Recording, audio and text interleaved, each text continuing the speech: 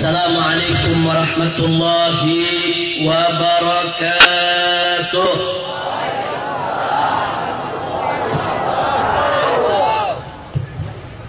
Bismillah walhamdulillah wala haula wala quwwata illa billah. Ashhadu an la ilaha illallah wahdahu la syarika lah wa ashhadu anna sayyidana Muhammadan abduhu wa rasuluh la nabiyya ba'dah. Allahumma salli wa sallim wa barik ala sayyidina wa habibina wa syafi'ina wa maulana nabiyyina Muhammadin wa ala alihi at-tahirin at-tayyibin wa ashabihi al-ghurril mayamin wa man tabi'ahum bi ihsanin ila yaumiddin. Allahumma anfa'na bima 'allamtana wa 'allimna ma yanfa'una. Allahumma zidna 'ilma warzuqna fahma wa atina hikmah.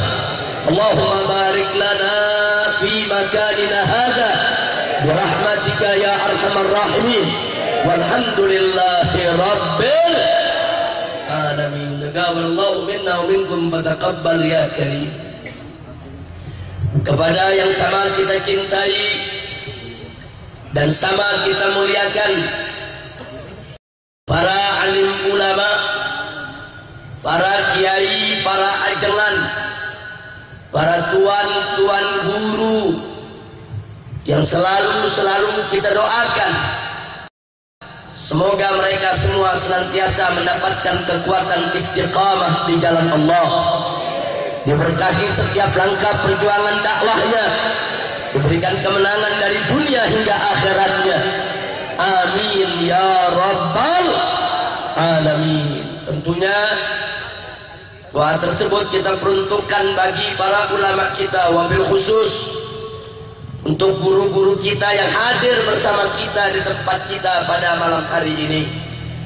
Di sini hadir bersama kita Al-Muhtaram Al-Mukarram Al-Ustadzul Mubarak Al-Mujahid fi sabilih ad-da'i ila Allah Al-Muhtaram Al-Mukarram Kiai Haji Abdul Aziz hafidhahullah ta'ala wa arda famatanallahu bituli hayatih wa nafa'ana bi ulumih fi dini wa dunya wal akhirah.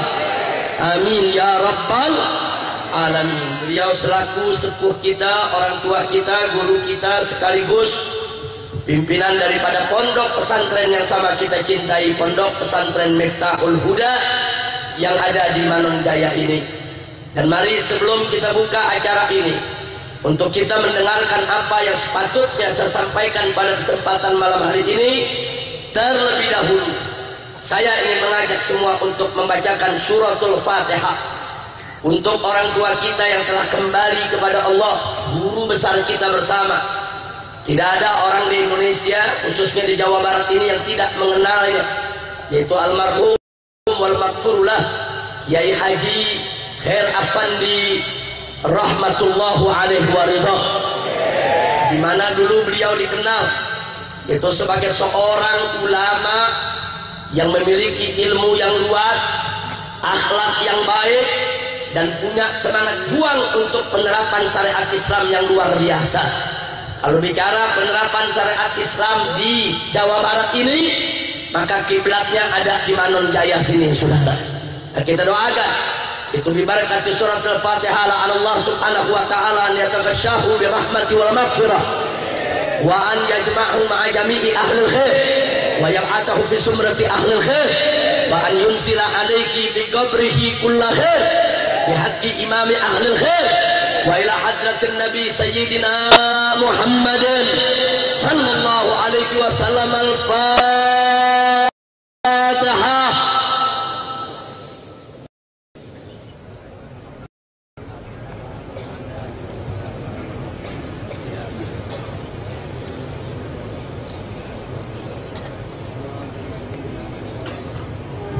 bil qabul insyaallah. Nah, berikutnya hadir bersama kita di tempat ini yaitu Kiai Haji Maksum Hasan. Beliau salah satu daripada sesepuh Front Pembela Islam yang ada di Jawa Barat ini, dan beliau salah satu daripada kiai atau majelis syuro daripada Dewan Pimpinan Pusat Front Pembela Islam, dan beliau juga pembina di Pondok Pesantren Miftahul Huda Al-Utsmaniyah Cikole Ciamis. Juga hadir bersama kita di sini Kiai Haji Nurul Mubin.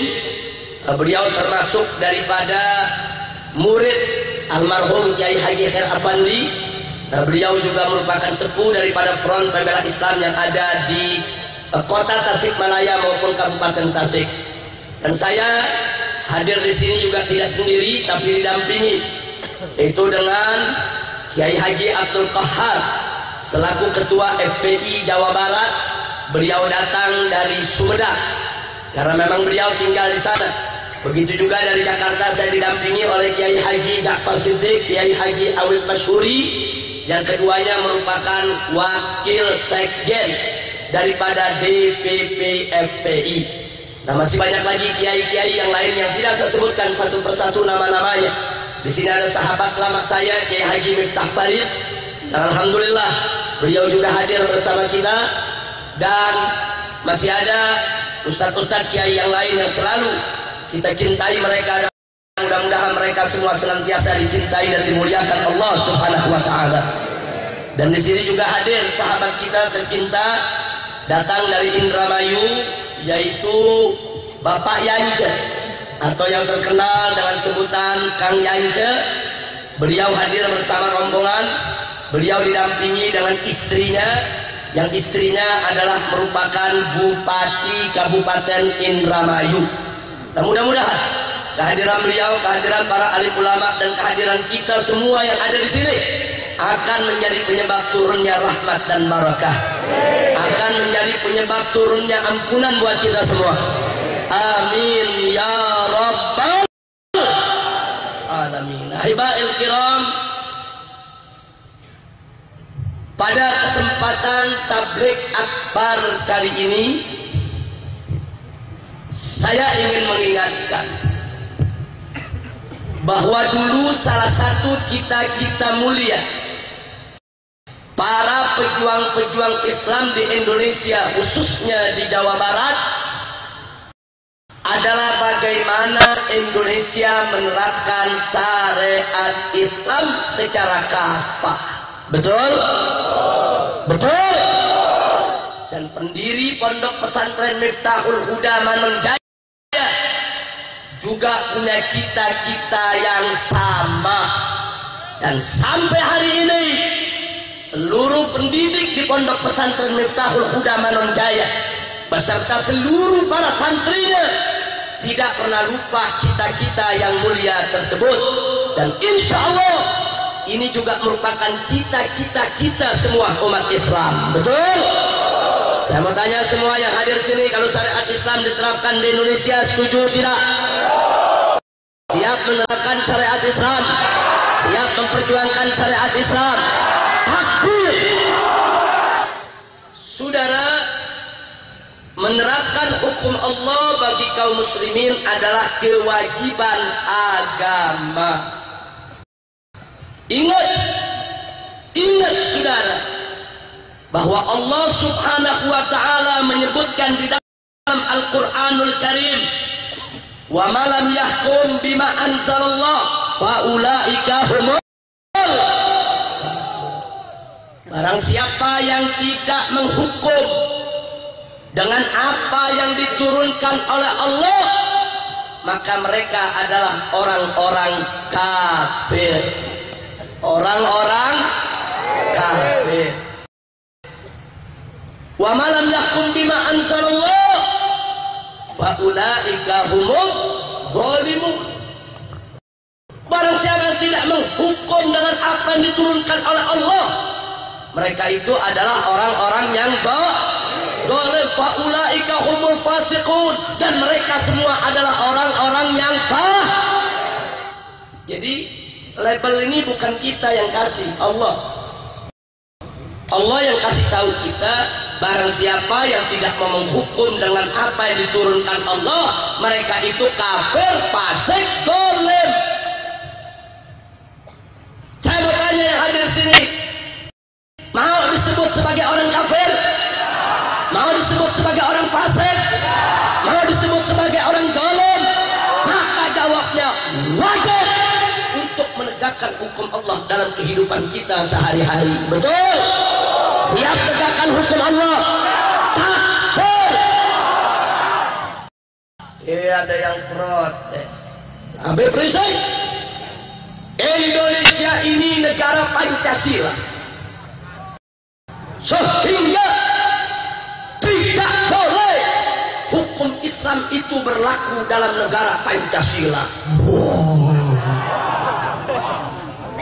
Enaknya tuh ngomong, saudara, suruh ngomong namanya Fuun yang nggak bisa jawab. Betul? Suruh ngomong me batu yang nggak bisa jawab. Jangan ngomong begitu dengan santri, apalagi dengan kiai. Saudara, dusta besar di negara Kesatuan Republik Indonesia yang berdasarkan Pancasila dan Undang-Undang Dasar 1945, syariat Islam tidak boleh berlaku. Bohong! Yang bicara seperti itu penipu dan dusta, musuh umat Islam dan musuh syariat, saudara. Ya Allah, saya mau tanya sekarang, kira-kira malam ini perlu kita buktikan tidak kalau mereka pendusta? Perlu kita buktikan tidak kalau mereka itu pembohong? Betul? Dengarkan baik-baik, saudara. Semua umat Islam mesti tahu, jangan kita dibohongi melulu, saudara. Perhatikan baik-baik. Ahkamullah, hukum Allah, kita boleh bagi menjadi 4 klasifikasi. Dibagi berapa? Oh, cakep bener ngomong itu. Santri, namanya aja santri, betul? Iya, bagus. Alhamdulillah. Dibagi berapa? Yang pertama, ahkamullah al-muta'alliqa bil fardi. Hukum Allah yang berkaitan dengan pribadi perorangan. Seperti apa? Salat, puasa, zakat, haji, semua yang berkaitan dengan ibadah mahdoh, hubungan antara kita dengan Allah, saudara. Alhamdulillah, ternyata di Indonesia tidak pernah ada undang-undang yang melarang itu semua. Betul? Saya mau tanya, di negara Republik Indonesia sholat dilarang tidak? Puasa Ramadan dilarang tidak? Zakat dilarang tidak? Haji dilarang tidak? Gak ada larangan. Lu kenapa? Nggak berani pemerintah larang, saudara. Saya mau tanya yang ada di sini, kalau kita sholat dilarang oleh pemerintah, siap melawan? Kalau pemerintah coba-coba melarang umat Islam sholat, perang, saudara. Betul? Kita angkat senjata, kita perang. Setuju? Takbir! Tapi jujur, di Indonesia dilarang tidak? Dilarang sholat tidak? Dilarang puasa tidak? Dilarang zakat tidak? Dilarang haji tidak? Dilarang akikah tidak? Alhamdulillah. Berarti hukum-hukum Allah yang berkaitan dengan pribadi perorangan di Indonesia sudah dilaksanakan dan pemerintah nggak mampu untuk melarangnya. Betul? Betul? Berarti di negara Indonesia yang berdasarkan Pancasila ternyata hukum Islam bisa jalan tidak? Bisa jalan tidak? Jadi bohong kalau ada yang mengatakan di negara Pancasila hukum Islam tidak boleh berlaku. Pala lu mau menyanyi. ngomong seenaknya, betul? Bagian pertama hukum Islam yang berkaitan dengan perorangan, ternyata di Indonesia bisa jalan tidak? Boleh dilaksanakan tidak? Bebas tidak? Takbir. Sekarang yang kedua, saudara, ahkamullah al-muta'alliqah bil usrah. Hukum Allah yang berkaitan dengan rumah tangga, dengan keluarga. Seperti apa? Perkawinan, perceraian, saudara, wasiat dan pembagian warisan.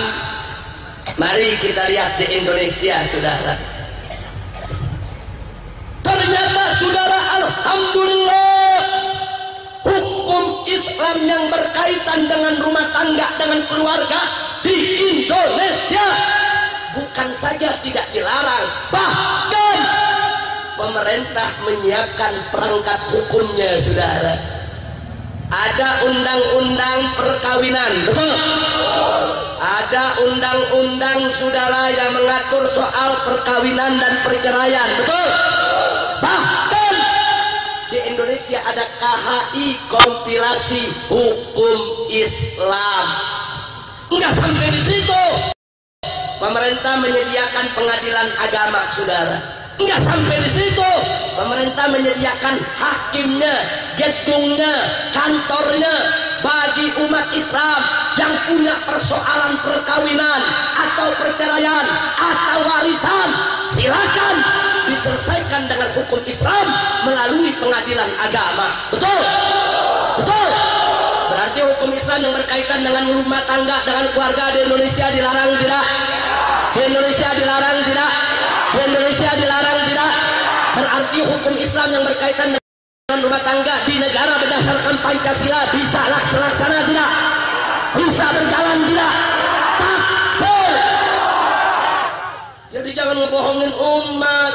Di negara Indonesia berdasarkan Pancasila, hukum Islam nggak boleh berlaku.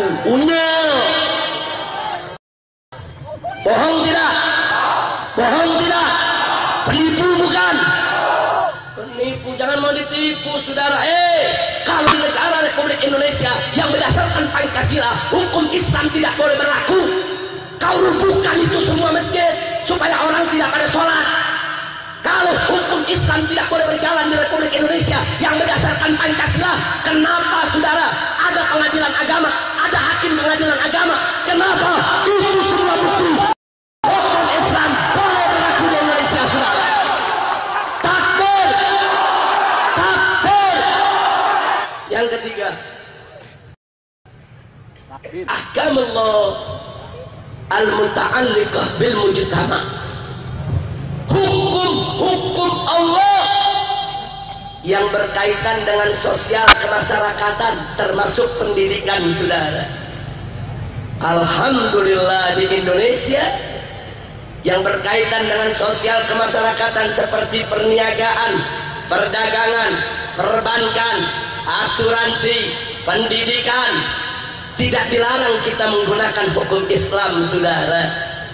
Buktinya kita lihat, untuk bidang pendidikan pemerintah berani melarang pesantren. Pesantren itu sistem pendidikan Islam, saudara. Jangan main-main. Sebelum pemerintah mengenal sistem-sistem pendidikan SD, SMP, SMA, kiai-kiai dari zaman dulu sudah mengenal yang namanya pesantren. Betul? Betul? Bahkan di Indonesia nggak dilarang, bahkan pemerintah menyediakan madrasah ibtidaiyah, madrasah sanawiyah, madrasah aliyah. Itu sistem pendidikan Islam, saudara. Nggak sampai di situ, bahkan dalam dunia bisnis, perdagangan, perbankan di Indonesia, orang tidak dilarang untuk melakukan dagang cara Islam, saudara.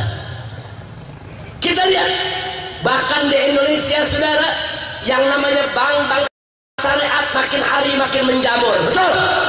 Betul? Dan tolong dicatat, sampai-sampai orang-orang kafir ikut-ikutan bikin bank syariat, saudara.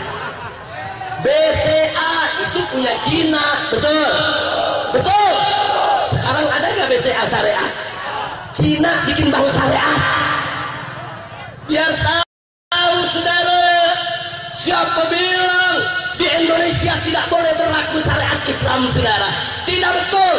Kalau syariat Islam tidak boleh berlaku di Indonesia, kalau hukum Allah tidak boleh berlaku di Indonesia yang berdasarkan Pancasila, kenapa ada madrasah? Kenapa ada pesantren? Kenapa ada ibtidaiyah? Kenapa ada sanawiyah? Kenapa ada aliyah? Kenapa ada bank syariat? Kenapa ada asuransi syariat? Betul. Takbir. Berarti hukum Islam berkenaan dengan ekonomi di Indonesia, saudara, bisa berjalan tidak? Boleh berlaku tidak? Jadi kalau ada mengatakan Indonesia negara Pancasila, hukum Islam nggak boleh berlaku, bohong tidak? Dusta tidak? Penipu tidak? Takbir. Alhamdulillah. Kira-kira yang saya sampaikan jelas tidak? Bu, Bu, Bu, kumaha damang? Alhamdulillah, sadayana damang. Cager bager. Alhamdulillah abdi mah tengatos bahasa Sunda. Ngartosnya sekieu. Alhamdulillah. Bu, paham enggak, Bu? Nah, jadi kesimpulannya saya tanya, ternyata dalam urusan rumah tangga, dalam urusan pribadi, rumah tangga, ekonomi, pendidikan, perniagaan, ternyata hukum Islam di Indonesia boleh berlaku tidak? Bukan hanya boleh, tapi sudah berjalan, saudara. Alhamdulillah. Sekarang yang keempat, ahkamullah al-muta'alliqah bidaulah. Hukum Allah yang berkaitan dengan kekuasaan negara, saudara. Maksudnya di sana ada hukum-hukum Allah yang tidak bisa kita tegakkan tanpa keterlibatan negara. Nggak boleh kita main hukum sendiri, saudara. Seperti apa? Potong tangan pencuri. Seperti apa? Rajam zani muhsan, orang yang pernah merasakan hubungan intim dalam pernikahan yang sah, baik masih ada pasangannya maupun sudah menjanda atau menduda. Coba-coba dia berzina, saudara, maka hukumannya adalah dirajam sampai mati. Nah, sekarang saya tanya, di Indonesia udah jalan belum? Di Indonesia udah jalan belum? Belum, saudara. Loh, kenapa di Indonesia belum jalan? Karena pemerintahnya belum doyan. Pemerintahnya belum doyan. Loh, kenapa, Beb? Kok pencuri nggak mau dipotong tangannya? Maklum, yang di atas banyak malingnya. Betul, betul. Iya, sekarang maling ditanya, setuju nggak hukum potong tangan? Ada budak tuh nggak setuju. Anggota DPR ditanya, Pak, setuju pencuri potong tangan? Dia mikir, wah, gua korupsi dipotong besok. Makanya maling nggak setuju, betul. Tapi tanya santri yang bukan maling. Tanya kiai yang bukan koruptor, betul. Tanya umat Islam yang cinta keamanan, setuju tidak kalau pencuri dipotong tangan? Setuju tidak? Setuju tidak? Takbir. Ada yang nanya saya, Habib, kalau pencuri dipotong tangan, Habib, berapa sih batas nisabnya? Saya kasih tahu. Dalam mazhab Imam Syafi'i radhiyallahu taala anhu, batas nisab itu rubu dinar, 1/4 dinar. 1 dinar zaman sekarang berkisar antara 2.200.000 rupiah sampai 2.400.000 rupiah, saudara. Ambil yang tinggi 2.400.000. 1/4-nya berapa? 600.000. Jadi dalam mazhab Imam Syafi'i, mencuri 600.000 sudah harus dipotong tangan. Pertanyaan saya, kalau 600.000 dipotong tangan, lalu bagaimana yang korupsi 6,7 triliun? Ayo, saya mau tanya, 600.000 dipotong tangan, 6,7 triliun.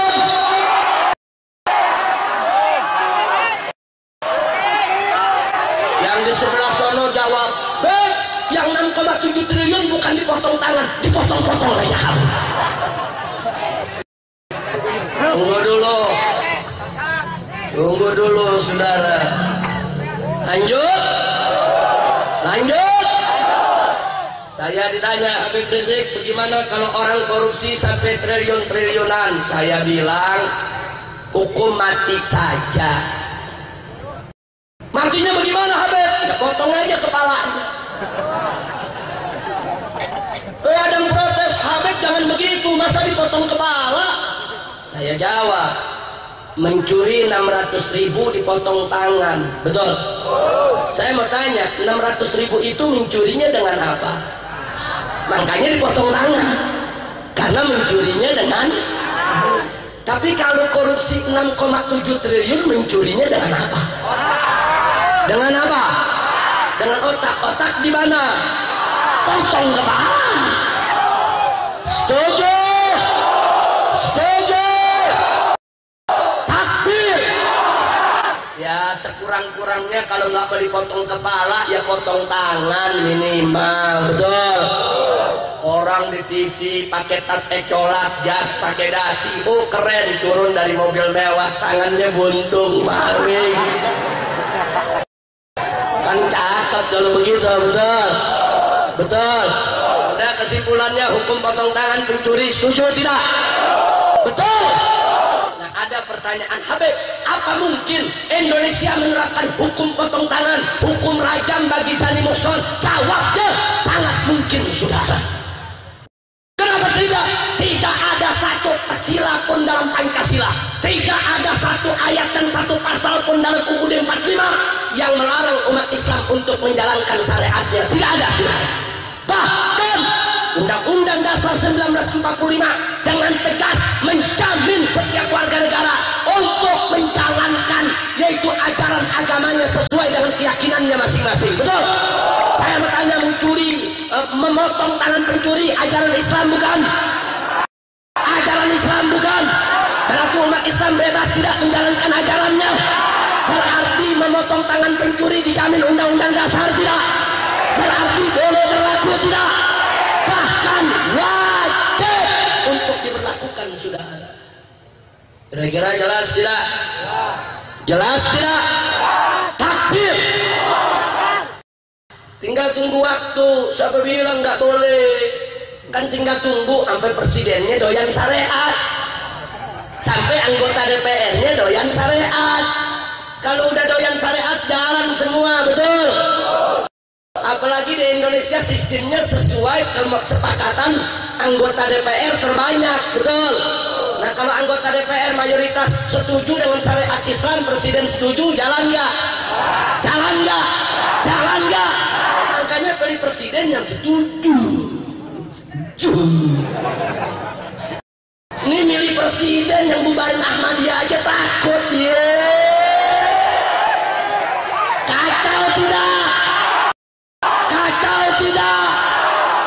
Jadi di Provinsi Banten, saudara, gubernurnya perempuan berani keluarin SK Ahmadiyah dilarang di Provinsi Banten. Bagus gak?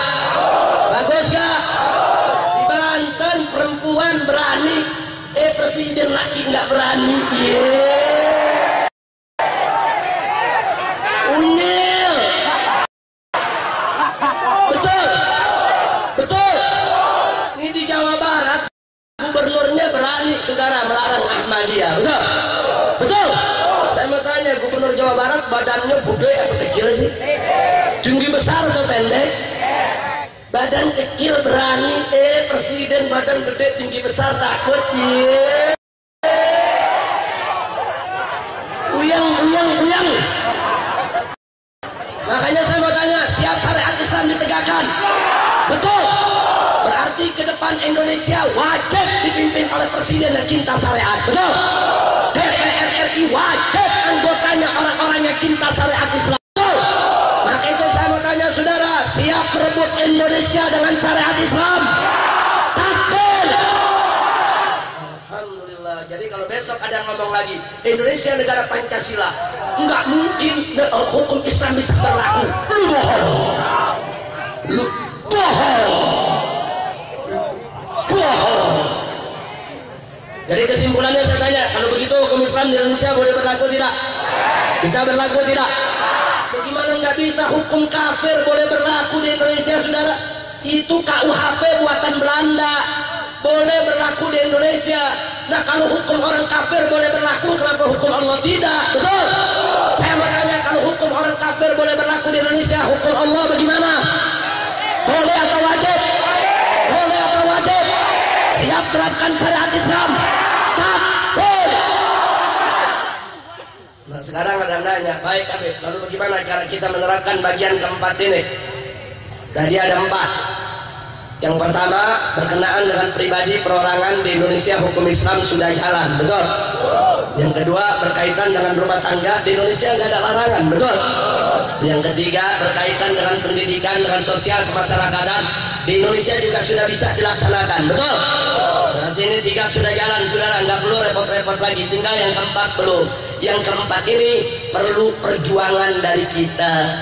Makanya umat Islam harus bersatu untuk memperjuangkannya, saudara. Insya Allah. Nah sekarang pertanyaan saya, 3 bagian sudah berlaku, 1 bagian belum berlaku. Berarti sudah berapa persen berlaku hukum Islam di Indonesia?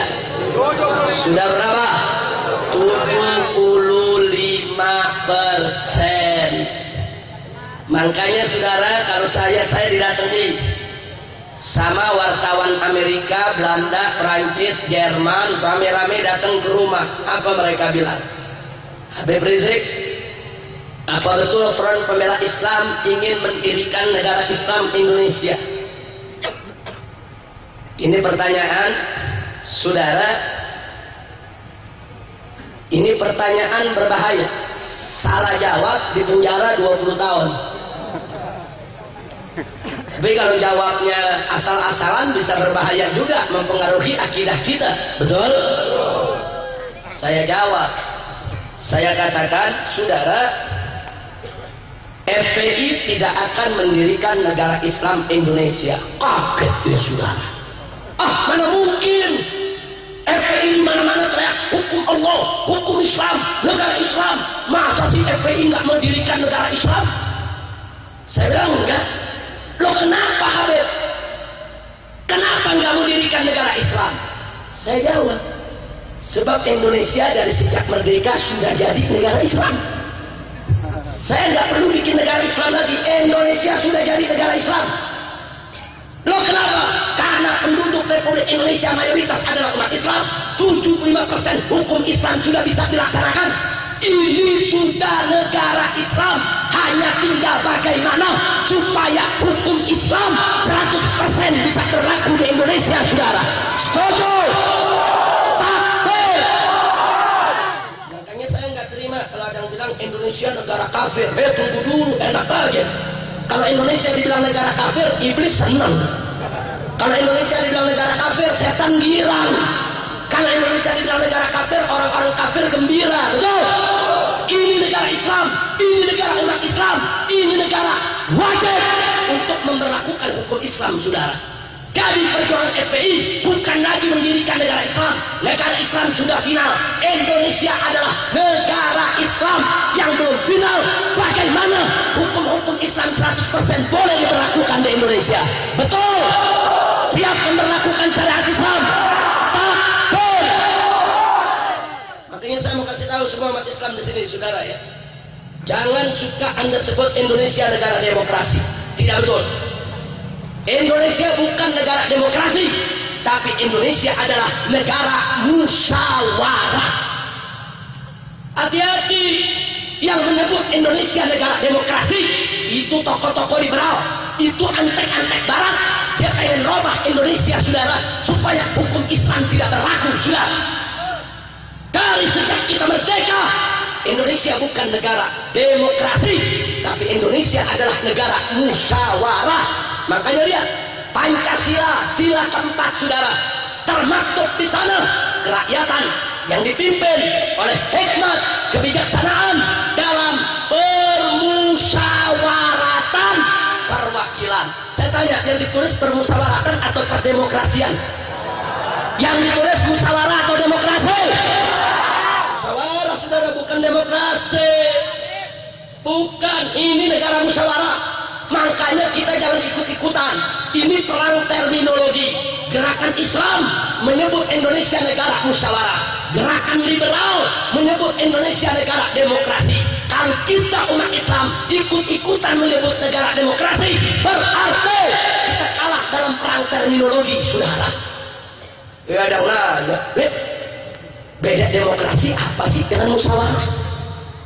Mau tahu? Mau tahu? Kapan? Tahun depan. BC. Enggak apa-apa duduk di BC. Betul? Mau tahu bedanya? Betul? Perhatikan baik-baik, saudara. Yang pertama, beda musyawarah dengan demokrasi. Musyawarah itu ajaran Islam berdasarkan wahyu dari Allah. Sedangkan demokrasi ajaran barat berdasarkan akal manusia, bukan wahyu dari Allah, saudara. Berarti sama atau beda? Sama atau beda? Yang kedua, saudara, musyawarah, saudara, tidak boleh menghalalkan yang haram dan tidak boleh mengharamkan yang halal. Musyawarah tidak boleh mengharamkan yang halal dan tidak boleh menghalalkan yang haram. Tapi demokrasi tergantung suara terbanyak. Kalau suara terbanyak mau menghalalkan yang haram, jadi undang-undang, saudara. Saya kasih contoh. Kalau umat Islam musyawarah tentang apakah homoseks itu boleh, lesbian itu boleh, apa boleh dimusyawarahin? Saya mau tanya, apa hukum homoseks? Halal atau haram? Apa hukum lesbianisme? Halal atau haram? Apa boleh umat Islam musyawarah untuk menghalalkannya? Tapi kalau demokrasi, saudara, tinggal tergantung suara terbanyak. Kalau DPR setuju laki kawin dengan laki, jadi undang-undang, jadi boleh. Kita larang, kita ditangkap. Kalau DPR mengizinkan perempuan kawin dengan perempuan, jadi boleh berdasarkan hukum negara. Kita menentang, ditangkap. Buktinya kita lihat, minuman keras itu halal atau haram? Halal atau haram? Tapi lihat produk demokrasi, saudara. Di Indonesia ada keputusan presiden membolehkan minuman keras diproduksi, minuman keras dibuat, minuman keras disebarluaskan, minuman keras diperjualbelikan. Kenapa? Ini produk demokrasi, bukan produk musyawarah. Kira-kira jelas tidak? Jelas tidak? Saya mau tanya, dalam musyawarah Islam, apa monyet boleh jadi presiden? Boleh tidak? Kalau dalam demokrasi? Tergantung suara terbanyak. Kalau suara terbanyak setuju, ya maunya jadi presiden. Demokrasi, saudara. Maka itu saya mau tanya, kalau gitu demokrasi dengan musyawarah sama atau beda? Sama atau beda? Beda, saudara. Jangan disamakan demokrasi, musyawarah, saudara. Musyawarah tidak boleh lagi membahas hal-hal yang sudah jelas hukumnya dalam Al-Quran maupun As-Sunnah. Kalau sudah jelas hukumnya, halalnya, haramnya, titik, ikuti, jalankan. Nggak boleh dimusyawarahkan lagi, saudara. Yang boleh dimusyawarahkan, yang belum dibahas dalam Al-Quran dan Sunnah, kecuali hanya mabadi pokok-pokoknya saja, dasar-dasarnya saja, saudara. Tapi dalam demokrasi, semuanya boleh dibahas. Apa saja tergantung suara terbanyak. Jadi kalau dalam musyawarah tergantung syariat, dalam demokrasi tergantung suara terbanyak, saudara. Kalau begitu demokrasi dan musyawarah sama atau beda? Sama atau beda? Jadi yang berasal dari ajaran Islam demokrasi atau musyawarah. Jadi kalau begitu Indonesia ini negara demokrasi atau negara musyawarah? Ini negara musyawarah. Jangan sekali-kali sebut ini negara demokrasi, saudara. Kadang-kadang anak muda ketularan, kita rapat yang demokratis ya, Pak lalu bumenyan. Jangan ngomong begitu, ngomong, kita rapat yuk, yang Islami ya, begitu dong. Bukan yang demokratis. Kira-kira jelas tidak? Jelas tidak? Siap tegakkan musyawarah, siap jalankan musyawarah, siap tinggalkan demokrasi. Takbir. Yang mengatakan Indonesia negara demokrasi, suruh tunjukkan mana sila dalam Pancasila yang bicara demokrasi, mana Undang-Undang Dasar 45 yang bicara demokrasi. Tidak ada, saudara. Tapi sila dalam Pancasila yang bicara musyawarah ada. Undang-Undang Dasar 1945 yang bicara musyawarah ada, saudara. Dari lahirnya Republik ini, orang Indonesia Indonesia tahunya musyawarah mufakat bukan suara terbanyak. Betul? Betul? Mau suara terbanyak atau musyawarah mufakat? Mau demokrasi atau musyawarah mufakat? Siap dukung musyawarah, siap dukung mufakat, siap tinggalkan demokrasi. Takbir. Alhamdulillah. Demokrasi itu berbahaya. Gara-gara demokrasi minuman keras dibolehkan. Gara-gara demokrasi pelacuran dianggap pekerjaan. Pelacurnya disebut PSK, pekerja seks komersil. Kalau pelacur disebut PSK, pekerja seks komersil, berarti istri kita di rumah pekerja seks non komersil. Kurang ajar tidak? Kalau PSK dianggap pekerjaan, besok kalau dilarang oleh kiai, kiai bisa ditangkap. Kenapa? Melanggar undang-undang ketenaga kerjaan. Karena menghalangi warga negara dalam mendapatkan kerjaan. Bahaya tidak? Bahaya tidak? Jangan disebut PSK, sebut aja pelacur, lonte. Orang Sunda bilang apa? Gondok. Betul, betul. Jangan pakai dihalus-halusin PSK. Pelacur disebut kupu-kupu malam. Giliran kiai teroris, unyil. Banyakkah kiai dituduh teroris? Banyakkah kiai dituduh teroris? Giliran kiai teroris, giliran pelacur kupu-kupu malam. Lu lebih menghormati pelacur daripada kiai, kurang ajar gak? Kurang ajar gak? Ada maling kayu di hutan, namanya keren, illegal logging. Masuk di TV, saudara, illegal logging. Orang kampung nonton illegal logging, apaan sih lu? Orang kampung mana ngerti, betul? Orang jangan tulis illegal logging, tulis maling kayu. Ada orang pakai mobil ecolak, saudara, pakai dasi keren, pakai gas turun dari mobil, ditulis di TV maling kayu. Nah kan lebih pas orang kampung jadi tahu, oh maling, keren-keren maling. Betul? Betul? Illegal logging, Jangan, kita kalau untuk orang-orang jahat macam itu jangan dikasih istilah yang halus-halus, jangan kasih yang kasar. Tuh maling, rampok, itu aja. Jangan pakai bilang illegal logging. Dari mana datangnya illegal logging? Kira-kira jelas tidak? Jelas tidak? Jelas tidak? Takbir. Alhamdulillah. Nah ini yang saya mau sampaikan, saudara. Jadi tolong mulai hari ini, malam ini, umat Islam tidak boleh takut untuk mengatakan Indonesia adalah negara Islam.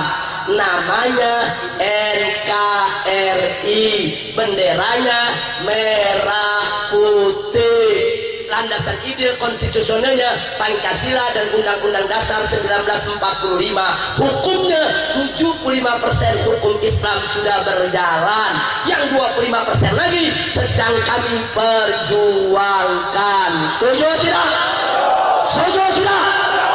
Jangan lagi sebut Indonesia negara demokrasi, saudara. Kalau Anda sebut negara demokrasi, liberal senang. Kalau Anda sebut demokrasi, musuh Islam senang. Kalau Anda sebut demokrasi, yang anti syariat Islam akan senang, saudara. Tapi kalau kita sebut ini negara Islam, ini negara musyawarah, hanya hukum Islam yang boleh berjalan, maka tidak ada jalan bagi orang-orang musuh Islam untuk menghalangi kita lagi dalam perjuangan. Siap berjuang?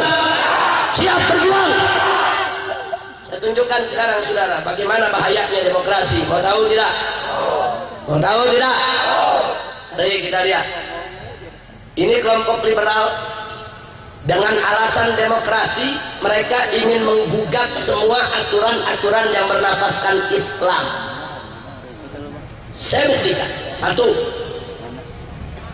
Undang-Undang Penodaan Agama yang melarang siapapun warga negara Indonesia untuk menghina, menodai suatu agama. Barang siapa menodai suatu agama, dia akan dipidana penjara. Bagus tidak? Bagus tidak? Ini orang liberal tidak suka, digugat, saudara. Diajukan judicial review ke Mahkamah Konstitusi. Mereka tuntut undang-undang itu untuk dibatalkan. Kenapa? Sebab gara-gara ada undang-undang itu Ahmadiyah harus dilarang. Gara-gara ada undang-undang tersebut saudara, aliran sesat harus dilarang. Gara-gara ada undang-undang tersebut saudara, nabi-nabi palsu harus ditangkap saudara. Orang liberal tidak suka. Bagi mereka orang mengaku nabi, mengaku malaikat, mengaku Tuhan, itu urusan masing-masing. Ahmadiyah tidak boleh dilarang, aliran sesat tidak boleh dilarang. Maka itu mereka ajukan judicial review supaya undang-undang tersebut dibatalkan. Kalau upaya mereka berhasil, maka Ahmadiyah tidak boleh dilarang. Anda melarang Ahmadiyah, Anda ditangkap saudara. Nabi palsu tidak boleh ditangkap dan polisi tidak akan tangkap kalau undang-undang tersebut dibatalkan. Bahaya tidak? Bahaya tidak? Berarti liberal ini kurang ajar tidak? Musuh Islam bukan? Alhamdulillah, ormas-ormas Islam bersatu. NU Nahdlatul Ulama, Muhammadiyah, Al-Wasliyah, saudara, dan juga ormas-ormas Islam lainnya, HTI, FUI, saudara, termasuk juga FPI dan seterusnya. Kita rame-rame bergabung bersama Majelis Ulama Indonesia Pusat. Kita lawan mereka di Mahkamah Konstitusi. Berbulan-bulan sidang digelar saudara, dan alhamdulillah akhirnya orang-orang liberal kalah. Takbir. Alhamdulillah. Apa mereka berhenti? Tidak. Ini negara demokrasi kata mereka. Nggak boleh ada hukum-hukum yang berbau agama. Mereka nggak berhenti. Yang kedua, kali ini saudara mereka gugat undang-undang pornografi. Mereka juga judicial review ke Mahkamah Konstitusi saudara. Mereka minta itu untuk dibatalkan. Kalau undang-undang itu dibatalkan, maka orang-orang Indonesia saudara bebas untuk melakukan praktek pornografi maupun porno aksi di mana saja saudara. Bahaya tidak? Bahaya tidak? Tapi itu keinginan liberal, kata mereka manusia bebas. Mau telanjang, mau bugil, nggak ada urusan dengan yang lain. Mau mereka tunjukkan aurat mereka, itu hak mereka. Tidak boleh ada yang melarang, sekalipun Tuhan saudara, nggak boleh melarang. Kurang ajar tidak? Kurang ajar tidak? Lagi-lagi saudara, ormas Islam bersatu dipimpin oleh MUI, NU Muhammadiyah dan lainnya. Rame-rame kita lawan mereka di Mahkamah Konstitusi berbulan-bulan, dan alhamdulillah akhirnya liberal kalah lagi saudara. Takbir. Sampai di situ apa mereka berhenti? Tidak. Yang ketiga, orang-orang liberal ini saudara, mereka gugat ke Mahkamah Konstitusi undang-undang perjudian. KUHP pasal 303 melarang perjudian di Indonesia. Mereka gugat. Mereka bilang kenapa mesti dilarang? Suka-suka orang, duit-duit dia, usaha-usaha dia. Kalau dia main, yang untung, yang menang, yang kalah, untung rugi dia. Nggak boleh negara ikut-ikutan melarang. Mereka gugat ke Mahkamah Konstitusi. Mereka minta batalkan saudara. Kalau mereka menang, undang-undang tersebut dicabut, maka siapapun di Indonesia bebas untuk main judi saudara. Kapan saja, di mana saja, dan polisi tidak bisa lagi untuk menangkap. Kenapa? Karena undang-undangnya dibatalkan saudara. Bahaya tidak? Bahaya tidak? Alhamdulillah ormas Islam bersatu melawan lagi mereka saudara. Dilawan, dan hasilnya dengan izin Allah liberal kalah lagi saudara. Takbir. Alhamdulillah. Apa mereka berhenti? Enggak. Kali ini mereka melirik ke urusan minuman keras saudara. Mereka kaget keputusan presiden membolehkan minuman keras diproduksi, didistribusi, diperjualbelikan. Tahu-tahu saudara, ada 351 daerah membuat peraturan sendiri soal minuman keras. Bahkan di antara 351 daerah saudara, ada yang melarang total minuman keras. Di mana saja yang minuman keras itu dilarang total saudara? Pertama di Kabupaten Indramayu.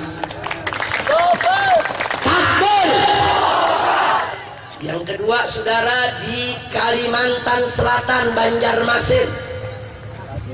Nggak sampai di situ, saudara. Ada beberapa tempat lainnya, terang-terangan minuman keras tidak boleh. Saudara, kaum liberal kebakaran ubun-ubun. Bukan kebakaran jenggot, karena orang liberal nggak suka jenggot, saudara. Ini kebakaran ubun-ubun. Lalu apa yang mereka lakukan? Mereka provokasi para pedagang miras di Indramayu, saudara. Dulu Kang Yangke kalau nggak salah masih jadi bupati. Waktu menandatangani minuman keras tidak boleh diperjualbelikan di Indramayu. Nah, tapi kemarin waktu dituntut di judicial review, saudara, ini yang menggerakkan pedagang-pedagang minuman keras di Indramayu adalah kelompok liberal. Kenapa? Sebab kalau Perda Indramayu bisa dibatalkan melalui putusan Mahkamah Agung, itu akan menjadi jurisprudensi. Itu akan menjadi dasar hukum untuk membatalkan perda-perda yang lainnya, saudara. Berbahaya tidak? Berbahaya tidak? Alhamdulillah, saudara. Bupati Indramayu dengan para alim ulama, kiai pondok pesantren, rame-rame. Mereka lawan itu semua di Mahkamah Agung, saudara. Dan hasilnya pedagang miras yang didukung liberal kalah lagi. Takbir! Takbir! Bagus tidak? Ini namanya pertolongan siapa? Pertolongan siapa? Takbir! Apa mereka berhenti sampai di situ? Enggak. Enggak puas, mereka masuk ke Kementerian Dalam Negeri. Mereka bujuk Menteri Dalam Negeri untuk mengirimkan surat kepada bupati-bupati untuk mencabut perda-perda yang melarang miras, saudara. Dilaksanakan oleh Menteri. Makanya begitu kami dari FPI mendengar itu, kita tidak terima. Termasuk di Jawa Barat, wali kota Bandung melarang minuman keras, disurati juga. Bupati Indramayu, wali kota Bandung disurati oleh Menteri Dalam Negeri harus mencabut perda tersebut bersama DPRD setempat. Bahkan dikasih waktu selambat-lambatnya 15 hari udah ada laporan. Kurang ajar, saudara. Kurang ajar tidak? Kurang ajar tidak? Makanya jangan kaget kalau Laskar FPI marah. Datang ke Kementerian Dalam Negeri minta dialog, Menteri nggak mau dialog. Udah gitu ngejawabnya, Pak Menteri nggak punya waktu, Pak Menteri sibuk. Nah sekarang Laskar digituin. Maaf, ini Kiai Haji Abdul Aziz, Laskar FPI ini Pak Kiai ibarat petasan. Ada yang sumbu panjang, ada yang sumbu pendek, Pak Kiai. Kalau yang sumbu panjang marahnya lama, yang sumbu pendek marahnya cepat, bahkan ada yang nggak pakai sumbu, kayak petasan banting, saudara. Begitu orang kementerian bilang Menteri tidak siap terima, Menteri sibuk, Menteri tidak ada waktu, ini yang sumbu pendek langsung meledak, saudara. Serbu kementerian dihancurkan, satu lantai kantor Menteri, saudara. Luar biasa marah mereka semua. Kita sudah 2 bulan, saya telepon Pak Menteri minta waktu untuk dialog, nggak dijawab. Saya SMS Pak Menteri minta waktu untuk dialog, nggak dijawab. Saya tulis surat resmi dengan kawan-kawan di DPP FPI, Pak Menteri minta waktu untuk dialog, nggak dijawab. Sebulan nggak dijawab. Laskar datang, Habib kami boleh demo nggak? Tunggu dulu, tunggu dulu. Laskar kan bawaannya Pak Kiai pemain tubruk aja. Saya bilang tunggu dulu, kita pakai prosedur dulu, surat dulu. Udah 2 bulan nggak ada jawaban juga. Akhirnya Laskar minta izin lagi. Nah kita serba salah. Kalau kita larang, ntar Laskar bilang apa? Jangan-jangan Habib udah dibayar di pabrik minuman keras. Kacau tidak? Kacau tidak? Akhirnya kita SMS Pak Menteri. Pak Menteri, kalau Anda tidak kasih waktu, maaf, saya tidak bisa tahan lagi Laskar. Mereka akan datang ke kantor Anda besok. Nggak dijawab juga. Datang besok. Begitu gedung sudah hancur, 5 menit saya ditelepon, Habib besok aja ya dialognya. Kacau tidak? Kacau tidak? Jangan kita minta waktu nggak dikasih, begitu udah hancur baru diajak dialog. Innalillahi wa inna ilaihi raji'un. Tapi yang kesian Bupati Indramayu, Ibu Bupatinya ada di sini hadir, dipanggil sama Pak Menteri. Akhirnya disalahin Pak Menteri, ini dia nih gara-garanya yang memprovokasi FPI. Dipikir FPI dibayar sama Bupati kan ya? Nah kenal juga baru 5 tahun. Ini dia nih, kadang-kadang pemerintah suka curiga saja. Betul? Kalau Bupati Indramayu melarang minuman keras ya bagus dong. Bagus tidak? Bagus tidak? Kalau Pak Menteri yang ingin menghalalkan minuman keras untuk diperjualbelikan, bagus atau jelek? Bagus atau jelek? Jangan kalau FPI marah terus tahu-tahu dihubung-hubungkan saudara Bupati lah mau disalahin. Bukan Bupati ya, lu Menteri yang salah. Kalau orang minta waktu nggak dikasih, betul? Betul? Begitu saya tanya sekali lagi, kalau kita orang-orang liberal ini saudara, jahat tidak? Jahat tidak? Mereka nggak berhenti saudara. Yang terakhir saya punya informasi tentang gerakan liberal saudara. Yang terakhir, kau tahu? Udah malam.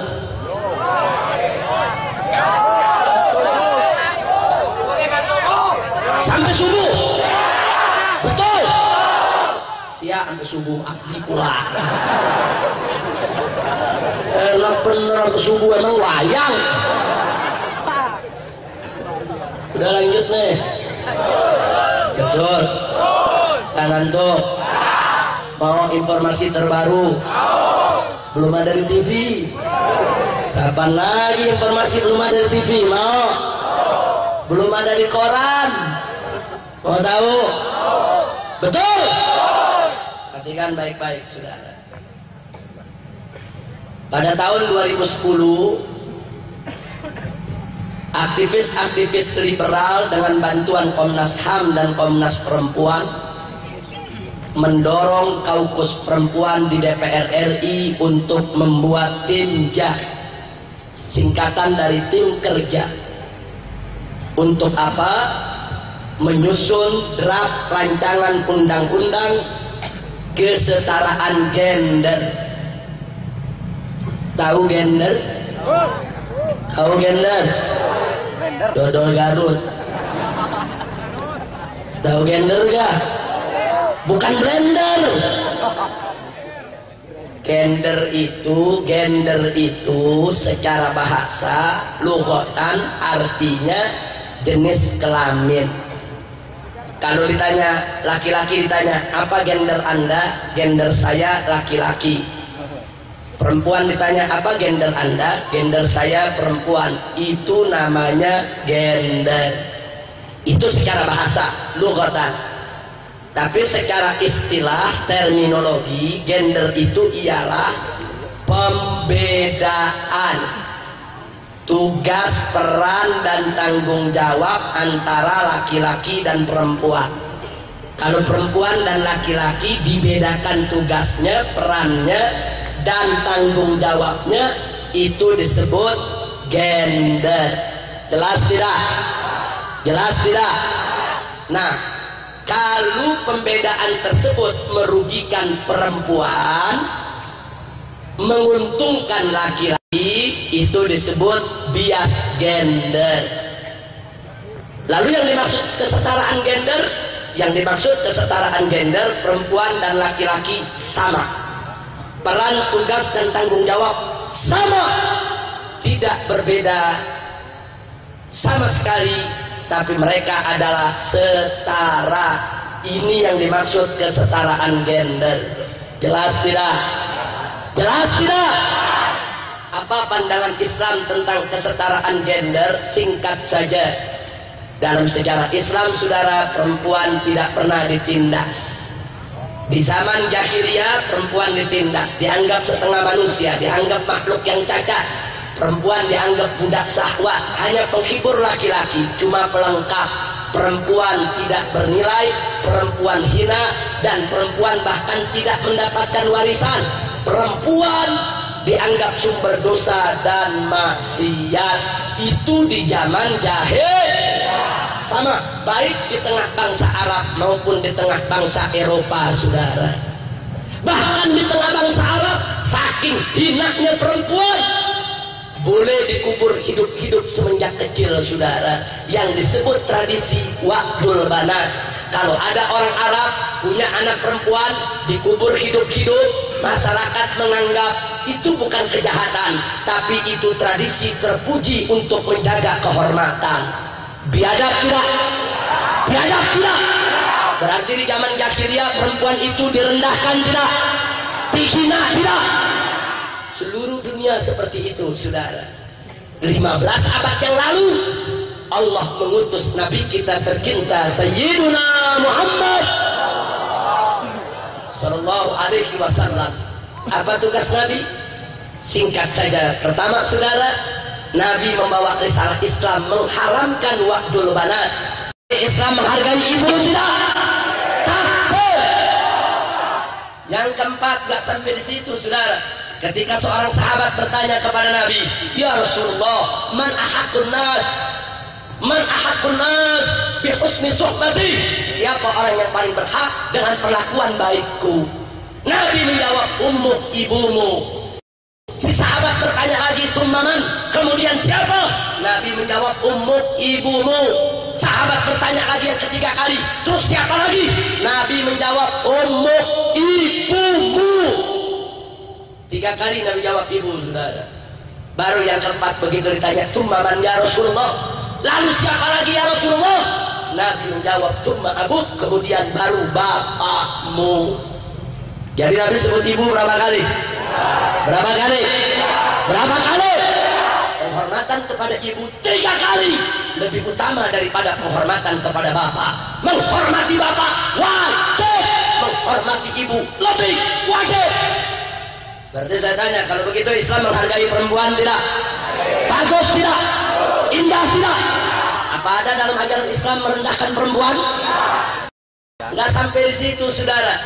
Yang berikutnya lagi, saudara, sahabat sudah tidak lagi mengubur hidup-hidup anak perempuan, tapi ada segelintir masih punya perasaan kurang bagus, saudara.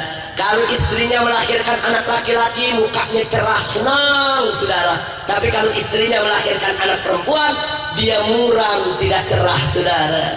Terus Nabi kasih tahu, saudara, apa kata Nabi alaihi salatu wassalam? Nabi kumpulkan sahabat, para sahabatku, tahukah kamu kalau bayi perempuan mau keluar dari perut ibunya, Allah berfirman kepada si bayi, apa kata Allah? Ukhruji fakuntu aulan li abiki. Bayi perempuan, keluarlah kamu dari rahim ibumu. Fakuntu aulan li abiki. Niscaya aku akan menjadi penolong daripada ibumu. Alhamdulillah. Bagus tidak? Bagus tidak? Bagus tidak? Begitu Nabi sampaikan itu, saudara, sahabat paham betul. Dapat 1 anak perempuan, 1 perlindungan Allah. Dapat 2 anak perempuan, 2 perlindungan Allah. Dapat 3 anak perempuan, 3 perlindungan Allah. Mulai saat itu tidak ada lagi sahabat yang bermuram durja kalau dapat anak perempuan, saudara. Mereka dapat anak laki, mereka bersyukur kepada Allah. Mereka dapat anak perempuan, tetap mereka bersyukur kepada Allah, karena anak perempuan adalah perlindungan Allah. Berarti, saudara, saya tanya, Islam menghargai perempuan tidak? Indah tidak syariat Islam? Nggak sampai di situ, saudara. Nggak sampai di situ. Nabi mengatakan dalam satu hadis, barang siapa punya anak 2 perempuan, dididik dengan baik, dumina bil jannah, maka dijamin masuk surga, saudara. Subhanallah. Ini cara Nabi, ini cara Islam untuk mengikis habis penindasan terhadap kaum wanita, saudara. Wanita tidak boleh dihina, perempuan tidak boleh direndahkan, tidak. Nggak sampai di situ, saudara. Tugas-tugas berat Allah tidak wajibkan kepada wanita, tapi diwajibkan atas kaum pria, saudara. Saya mau tanya, siapa yang wajib menjadi kepala rumah tangga? Perempuan atau laki-laki? Betul. Kenapa? Sebab jadi kepala rumah tangga berat, saudara. Siapa jadi kepala rumah tangga? Berarti dia harus membiayai hidup semua anggota keluarganya, saudara. Sandangnya, pangannya, papannya, makannya, minumnya, obat-obatannya kalau dia sakit, pendidikannya, saudara, dia harus tanggung, wajib. Maka itu saya tanya, menjadi kepala rumah tangga ringan atau berat? Ringan atau berat? Makanya nggak diwajibkan kepada kaum wanita, saudara. Berat. Jadi kalau wanita nggak dikasih jadi kepala rumah tangga, bukan merendahkan wanita, justru Islam memanjakan wanita supaya wanita tidak diberikan tugas yang begitu berat. Indah tidak Islam? Indah tidak Islam?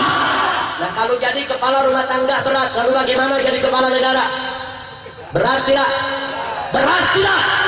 Lebih berat, saudara. Menjadi kepala negara, saudara, dia harus memperhatikan rakyatnya. Nggak boleh ada rakyat yang kelaparan, nggak boleh ada rakyat yang mati karena tidak bisa berobat, saudara. Harus diperhatikan bagaimana pakaian rakyatnya, bagaimana pekerjaan rakyatnya, bagaimana makanan rakyatnya. Wajib. Kalau begitu jadi kepala negara ringan atau berat? Ringan atau berat? Makanya perempuan nggak dibebankan. Jangankan perempuan, laki saja nggak semua memenuhi syarat untuk jadi kepala negara. Betul? Betul. Nah, jadi kalau perempuan, saudara, tidak diwajibkan, bukan perempuan direndahkan, bukan.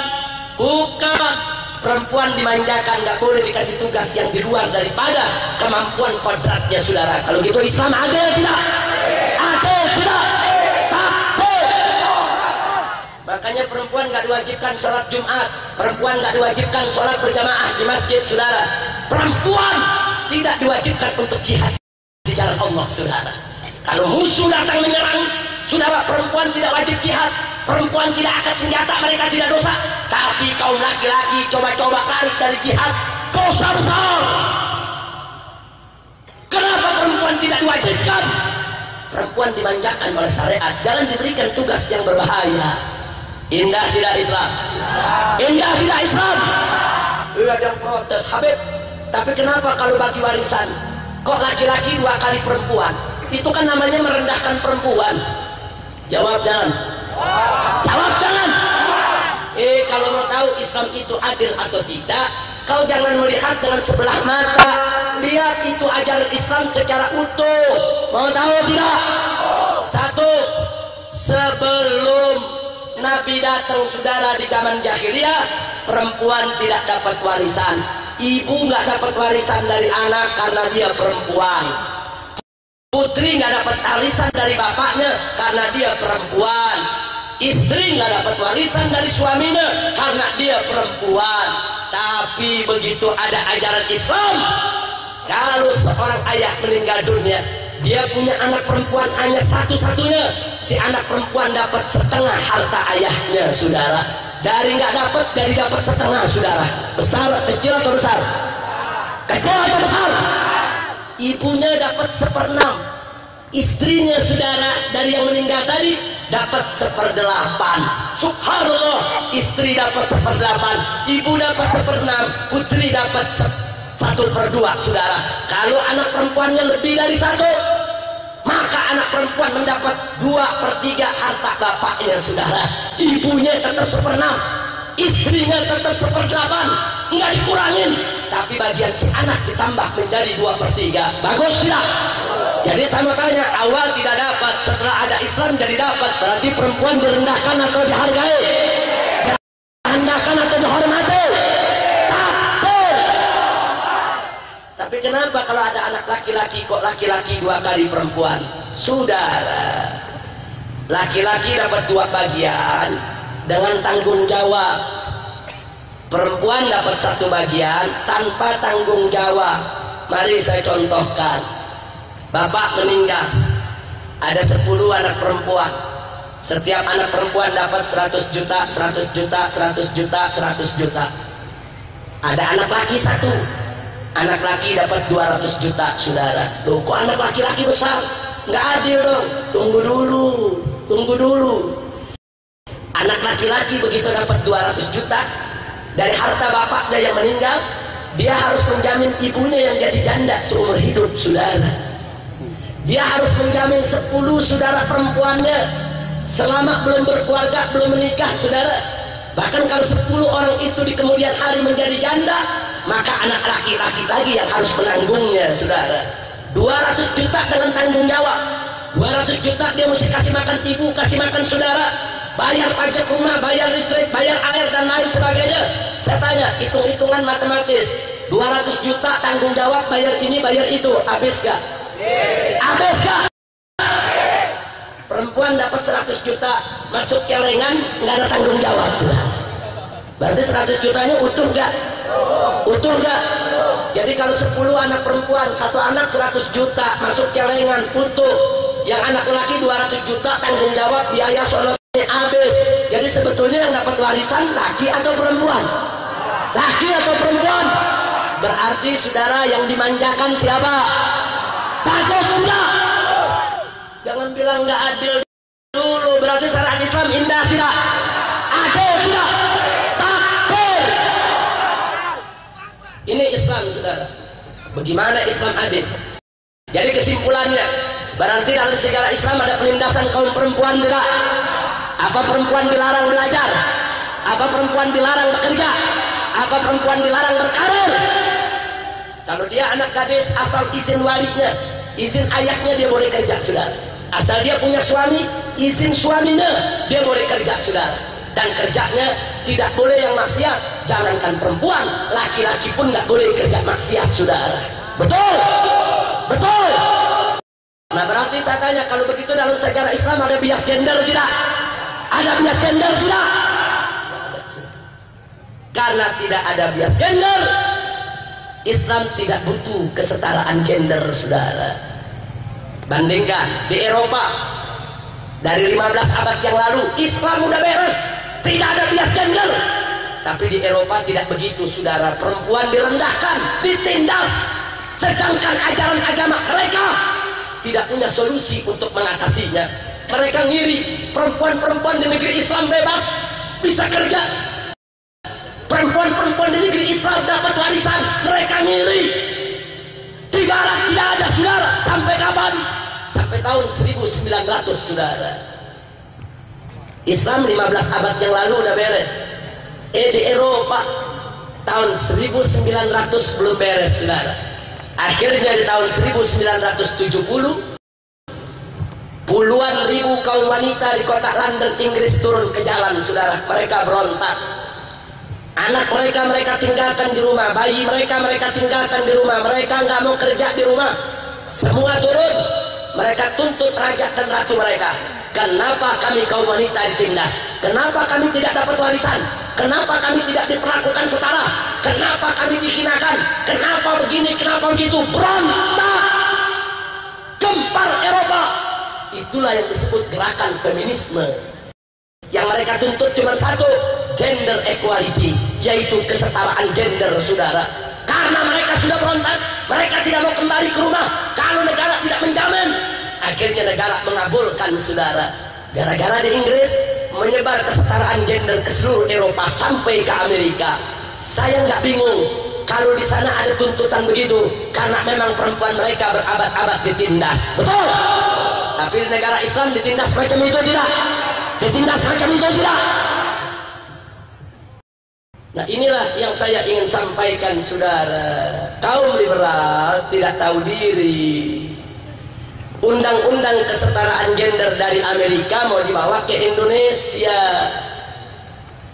Tahun 2010 tim kerja DPR dibuat kerja, melakukan studi banding ke Denmark, ke Amerika, ke Inggris, ke beberapa negara dengan biaya miliaran rupiah, saudara.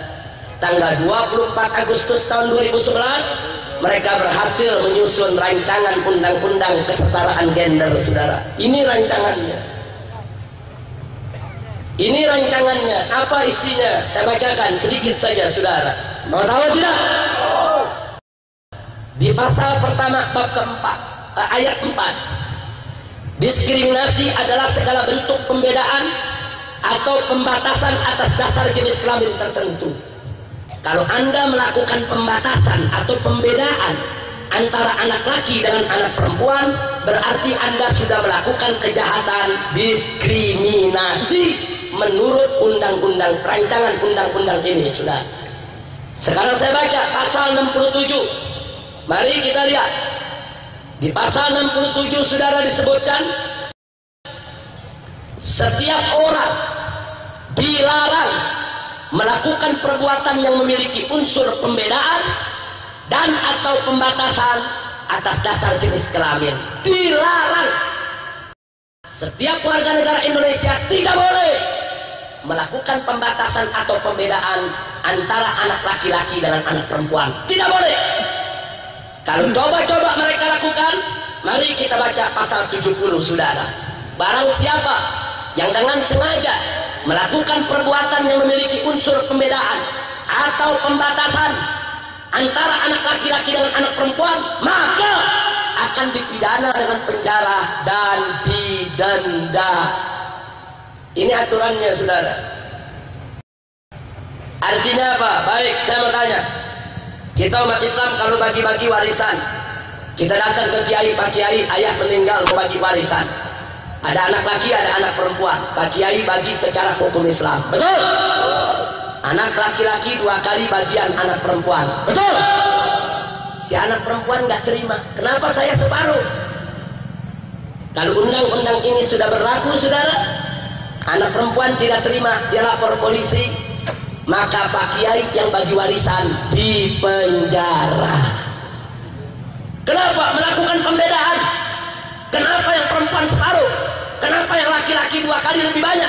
Itu pembedaan atas dasar jenis kelamin. Kenapa laki-laki lebih besar daripada perempuan? Kalau kiai yang bagi, kiai dilaporkan dipenjara. Kurang ajar tidak? Kurang ajar tidak? Saya mau tanya sama masyarakat Manonjaya, kalau kita punya anak perempuan mau akikah, berapa ekor kambing kita potong? Berapa ekor kambing? Baik, kalau punya anak laki-laki berapa ekor kambing? Betul? Baik, kita punya anak perempuan bikin akikah 1 ekor kambing. Anak perempuan ini gede, dapat adik lelaki. Kita bikin akikah 2 ekor kambing. Betul? Si anak perempuan nggak terima. Dulu saya akikah cuma 1 ekor kambing. Kenapa anak perempuan 2 ekor kambing? Pembedaan. Anak laki kenapa 2 ekor kambing? Pembedaan. Nggak senang hati. Ibu dan bapak bikin akikah, anak perempuan 1, anak lelaki 2. Si anak perempuan nggak senang hati, lapor ke polisi, bapak dan ibu dipenjara. Kurang ajar tidak? Oh, ibu, ibu punya anak lelaki, biasanya maghrib masih dibolehkan keluar rumah, sampai isya nggak diomelin. Tapi kalau anak perempuan sebelum maghrib sudah ada di rumah. Betul bu? Si anak perempuan nggak terima, besok lapor polisi saudara. Pak polisi, saya dibedakan. Kenapa anak laki boleh pulang isya? Kenapa saya maghrib aja nggak boleh? Itu pembedaan. Apakah mentang-mentang saya perempuan? Kalau dia lapor polisi, undang-undang ini berlaku, maka ibu dipenjara. Nggak sampai situ, saudara. Saya mau tanya, saudara, di Manonjaya, ini depan kita ada Masjid Agung. Apa perempuan boleh azan di Masjid Agung? Boleh gak? Boleh gak? Jadi khatib Jumat? Boleh tidak? Nah, sekarang ada perempuan di Manonjaya datang ke Pak Kiai. Pak Kiai, saya besok mau azan di masjid. Kira-kira Kiai izinin nggak? Pak Kiai, besok saya mau jadi khatib Jumat di masjid. Kira-kira Kiai izinin nggak? Itu perempuan lapor polisi. Pak polisi, ada pembedaan. Saya mau jadi khatib nggak boleh, Pak Kiai, anak laki boleh. Saya mau azan nggak boleh, anak laki boleh. Itu pembedaan, itu pembatasan antara laki-laki dan perempuan. Saya tuntut. Undang-undang berlaku, Pak Kiai dipenjara sudah. Kurang ajar tidak? Kurang ajar tidak? Oh, nggak sampai di situ, saudara. Di sini disebutkan setiap anak wanita bebas untuk memilih pasangan suami. Bebas. Nggak boleh ibu dan bapaknya untuk melakukan pembatasan pelarangan, saudara. Saya mau tanya, ibu-ibu dan bapak-bapak yang hadir di sini, kalau anda punya anak perempuan, tiba-tiba anak perempuan tersebut begitu dewasa pengen kawin sama orang kafir, setuju tidak? Redo tidak? Kira-kira diizinkan atau dilarang? Betul. Maka bapak dan ibu yang melarang dipenjara. karena melanggar undang-undang. Sudah undang-undang bebas boleh. Nggak sampai di situ, saudara. Dalam undang-undang ini disebutkan suami dan istri dalam rumah tangga adalah mitra yang setara. Setiap keputusan dalam rumah tangga harus kesepakatan bersama. Ini berbahaya, saudara. Jadi tidak ada kepala rumah tangga suami istri setara, mitra, semua keputusan harus kesepakatan bersama. Kenapa saya katakan berbahaya, saudara? Kalau undang-undang ini sudah berlaku, tiba-tiba bapak malam ingin tiduri istri, istri nggak mau, nggak boleh anda tiduri, saudara, karena istri mitra, kesepakatan bersama, nggak boleh. Anda kebelet, hutan gede, kencing ngebas, ditiduri juga istrinya, istrinya tidak rela. Besok pagi istri boleh lapor polisi, Pak polisi, semalam saya diperkosa. Sama siapa? Sama suami. Kenapa diperkosa? Karena menurut undang-undang suami istri adalah mitra setara, segala keputusan dengan kesepakatan bersama. Suami saya mau tidur saya tidak mau, tidak ada kesepakatan. Suami saya melanggar undang-undang, di penjara gara-gara nidur istri. Kacau tidak? Oh, ada pengantin baru laki-laki dan perempuan, yang lakinya pengen punya anak, wajar gak? Pengantin baru mau punya anak, wajar tidak? Tapi yang perempuannya nggak mau punya anak, nggak boleh dipaksa. Kalau lakinya mau punya anak, mau istrinya hamil, istrinya nggak mau, nggak boleh. Tiba-tiba si suami tetap dia paksa, dia tiduri istrinya, hamil. Istrinya berhak untuk lapor polisi. Pak, saya dibuntingi orang. Siapa yang buntingi kamu? Suami saya. Loh, kenapa kamu lapor? Karena saya tidak sepakat. Saya tidak mau punya anak. Saya dibuntingi oleh dia. Ini melanggar undang-undang. Suaminya di penjara. Saya tanya, ini rancangan undang-undang edan atau enggak ini? Gila tidak? Gendeng tidak? Sableng tidak? Ini kerjaan liberal macam ini, saudara. Ya, ini belum dibahas oleh belum dibentuk panitia kerja DPR, tapi saudara, ini sudah disodorkan ke DPR RI, dan DPR RI sedang didorong untuk membuat panja dalam rangka membahas rancangan undang-undang ini, saudara. Maka itu kami dari Front Pembela Islam dalam minggu ini kami akan datangi DPR, dan kami minta supaya rancangan undang-undang ini tidak usah dibahas karena bertentangan dengan nilai-nilai agama dan bertentangan dengan norma-norma budaya bangsa Indonesia. Betul? Setuju? Jadi kalau kami melakukan perlawanan, dukung tidak? Jadi undang-undang ini biarkan atau lawan? Biarkan atau lawan? Diamkan atau lawan? Takbir! Dan ada lagi satu pasal bahaya, saudara. Di sini dikatakan setiap orang bebas memilih pasangan suami atau istri. Ini berbahaya. Mestinya ditulis setiap orang laki-laki bebas memilih istri dari jenis kelamin perempuan yang seagama. Bukan setiap orang bebas memilih suami atau istri. Ini bahaya. Kenapa? Karena zaman sekarang ada dunia homoseksual, suaminya laki-laki, istrinya juga laki-laki. Ada dunia lesbianisme, saudara, istrinya perempuan, suaminya juga perempuan. Jadi kalau setiap orang bebas memilih suami, bahaya. Kalau undang-undang ini berlaku, berarti saya boleh menjadikan Ustadz Jafar sebagai istri, saya boleh menjadikan Ustadz Awid sebagai istri. Bahaya tidak? Gila tidak? Sableng tidak? Ini undang-undang ingin melegalkan lesbianisme dan homoseksual. Ini sudah berlaku di Amerika, ini sudah berlaku di Denmark, ini sudah berlaku di Belanda, saudara. Amerika, Belanda, Denmark itu negara kafir. Indonesia negara Islam. Nggak boleh berlaku hal-hal yang diharamkan oleh Allah dan Rasulnya. Takbir!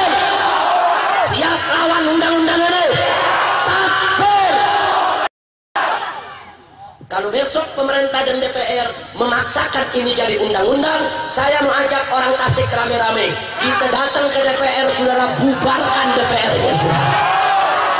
Siap bubarkan DPR? Siap bubarkan DPR? Siap turunkan presiden? Takbir! Kalau ini coba-coba dipaksa jadi undang-undang, saya ajak umat Islam.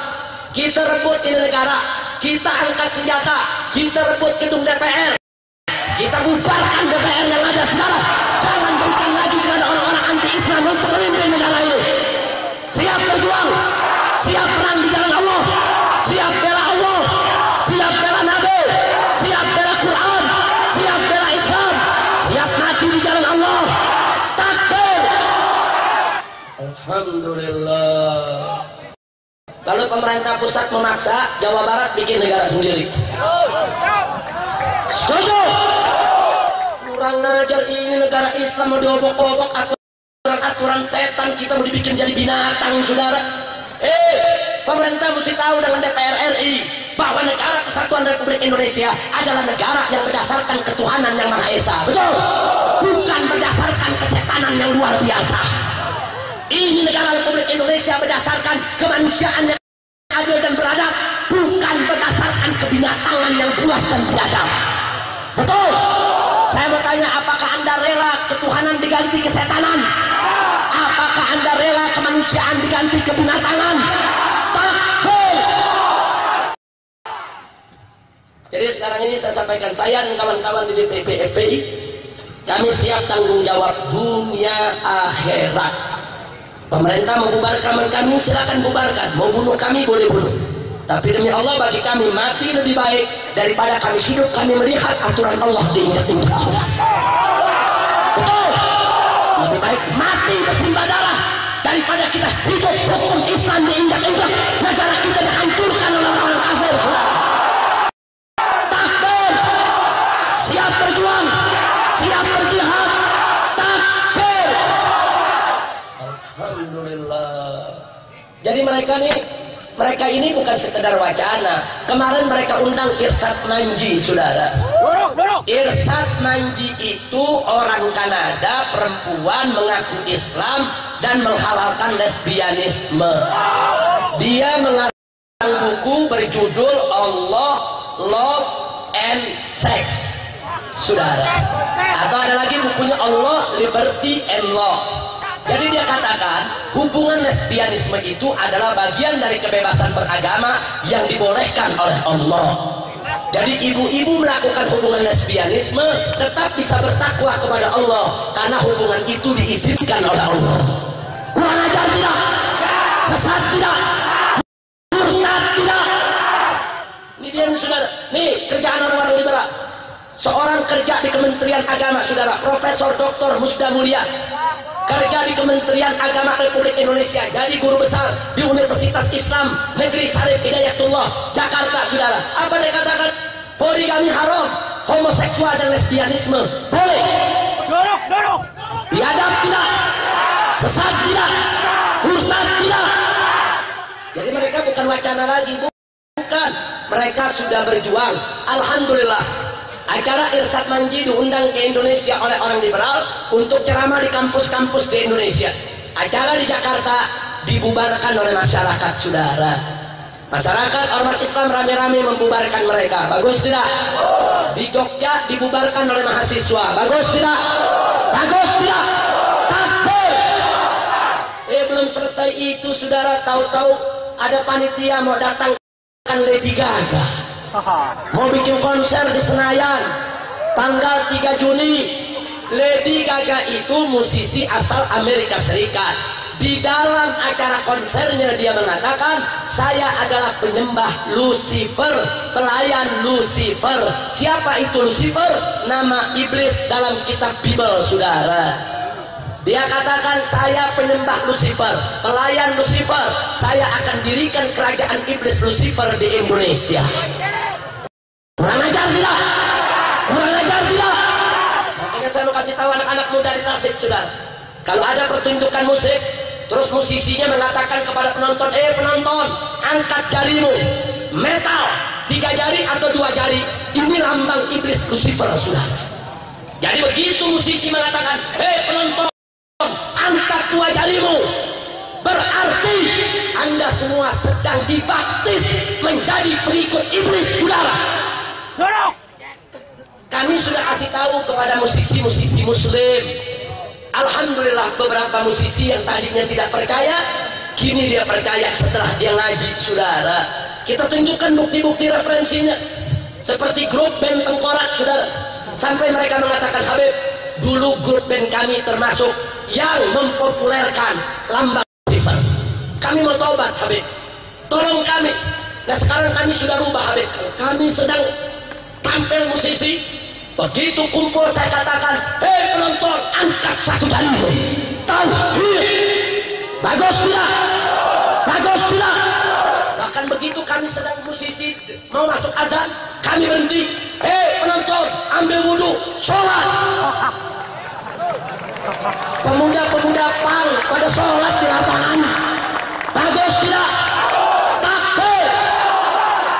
Jadi kalau besok ada musisi di panggung begini, anak muda, angkat dua jarimu, timpukin membatu, saudara. Setuju? Siap? Ini anak muda so metal, bukan metal, iblis. Kira-kira jelas tidak? Nah, makanya saudara, kami kirim kemarin Kiai Haji Awid Masyuri. Mana Kiai Haji Awid? Kiai Haji Awid Masyuri beberapa hari yang lalu kami kirim menghadap Kapolri di Mabes Polri. Kami minta supaya Mabes Polri tidak memberikan izin konser Lady Gaga di seluruh wilayah NKRI. Dan alhamdulillah Kapolri menyetujui. Takbir. Dan tadi siang saya juga mendapat kontak dari Pak Kapolda Metro Jaya. Habib, kami menjamin kami tidak akan memberikan izin untuk konser Lady Gaga. Takbir. Jadi saya katakan, baik, mudah-mudahan Bapak berhasil melarang mereka. Tapi ingat, tanggal 3 Juni kita lihat, saudara. Kalau memang gagal, kita bersyukur, sujud syukur kepada Allah. Setuju? Tapi kalau ternyata mereka bandel untuk menggelar konser di Senayan, maka kita dorong polisi untuk bubarkan mereka. Setuju? Kalau polisi dilawan, kita maju, kita yang obrak-abrik mereka, saudara. Takbir! Takbir! Saya mau tanya orang Manun Jaya, kalau saya undang ke Senayan, siap datang tidak? Siap datang tidak? Dari sekarang, kumpulin duit buat ongkos, buat makan, buat beli golok sekalian. Buat beli apa? Buat beli apa? Golok buat apa? Buat bantuin polisi untuk membubarkan konser iblis. Setuju tidak? Jadi kalau mereka bandel melawan polisi, siap bela polisi, siap bantu polisi, siap serbu mereka di Senayan. Takbir. Jadi kalau Anda dengar berita di TV, oh tanggal 3 Juni mereka tetap mau bikin acara, datang ke Jakarta bawa golok. Kita bubarin rame-rame Senayan. Siap tidak? Siap tidak? Saya tanggung jawab dunia akhirat, saudara. Pemerintah mau tangkap, silakan tangkap saya. Pemerintah mau hukum mati, silakan tangkap hukum mati saya, saudara. Enggak, saya nggak peduli. Saya nggak peduli. Ini negara kesatuan Republik Indonesia. Saya cinta ini negeri. Saya sayang ini negeri. Saya cinta bangsa Indonesia. Nggak boleh bangsa Indonesia dihancurkan, saudara. Takbir. Siap datang ke Jakarta. Siap serbu Senayan. Siap bubarkan konser iblis. Takbir. Kita berikan penghargaan kepada Kapolri dan Kapolda Metro Jaya, dan kita minta Kapolda Jawa Barat dan Gubernur Jawa Barat jangan sekali-kali mengizinkan mereka. Kalau mereka diizinkan di Jawa Barat, siap serbu mereka. Siap serbu mereka. Kalau diizinkan di Kota Bandung, dimanapun bikin konser, kita serbu, kita bubarkan. Siap tidak? Takbir. Kalau Anda ditangkap polisi, kenapa kamu begini? Habib Rizik yang suruh, selesai. Kalau ditangkap saya nggak apa-apa, saudara. Enggak. Ini bela agama. Ini bela moral bangsa, akhlak bangsa. Nggak boleh orang-orang kafir ngebelakin kita seenaknya, saudara. Begitu saya mau tanya, siap bela Allah? Siap bela Rasul? Siap bela agama? Siap bela Islam? Takbir. Mudah-mudahan mereka tidak jadi bikin acara sudah. Di Kapolri sudah mengatakan tidak memberi izin, Kapolda Metro Jaya mengatakan tidak memberikan izin. Mudah-mudahan mereka tidak diizinkan, supaya tidak terjadi hal-hal yang tidak kita inginkan. Amin. Ya Rabbal Alamin. Masya Allah. Nah begitulah Pak Kiai Haji Abdul Aziz, dan juga di sini ada Kang Yanja. Nah begitulah keprihatinan kita kepada bangsa ini, saudara. Nah kita prihatin betul kalau bangsa kita ini mau dihancurkan. Makanya mudah-mudahan Jawa Barat ini nanti pada pilkada yang akan datang Allah berikan pemimpin yang baik, yang beriman dan bertakwa, yang cinta kepada Allah dan Rasulnya, yang taat kepada Allah dan Rasulnya, yang cinta kepada negeri dan rakyatnya, sehingga Jawa Barat ini menjadi wilayah thayyibah, wilayah salihah, wilayah mubarakah. Dan kita mohon kepada Allah mudah-mudahan Pondok Pesantren Miftahul Huda di bawah pimpinan Al-Muhtaram Al-Mukarram Kiai Haji Abdul Aziz dan keluarga semoga dijadikan oleh Allah sebagai ma'hadan thayyiban, ma'hadan sholihan, ma'hadan mubarakan. Dan semoga Masjid Agung yang ada di depan kita, Masjid Agung yang bersejarah, ini semoga bisa secepatnya untuk direhab, diperbaiki, dibangun lebih bagus lagi, sehingga bisa tetap menjadi kebanggaan umat Islam di Manon Jaya. Dan semoga semua yang hadir di sini oleh Allah dimantapkan Islamnya, dikuatkan imannya, diindahkan ihsannya, dimuliakan akhlaknya, dimanfaatkan ilmunya, dimurahkan rezekinya, disehatkan badannya, dihalalkan nafkahnya, disembuhkan penyakitnya, dimudahkan urusannya, dibahagiakan rumah tangganya, diberikan kemenangan dari dunia hingga akhiratnya. Ala hadhihi niyyah wa likulli niyatin salihah. Wa ila hadratin Nabiyil Mustafa sallallahu alaihi wasallam al-Fatihah.